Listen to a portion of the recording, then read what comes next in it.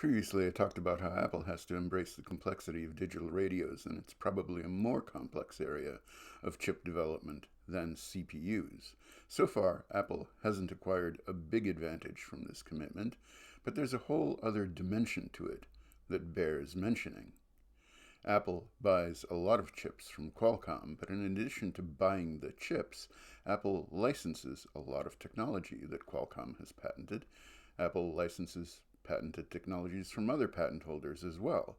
I've seen estimates that this amounts to about $20 to $25 per iPhone.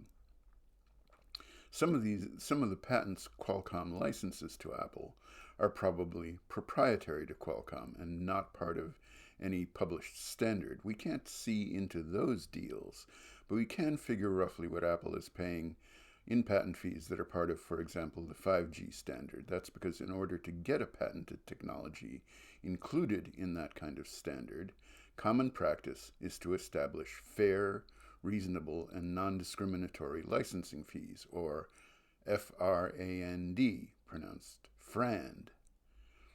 To keep things simple, FRAND licensing fees are often a percentage of the price of the product, the wholesale price, that they go into. This has the unfortunate effect, unfortunate from Apple's point of view, of punishing Apple for making a product with high profit margins.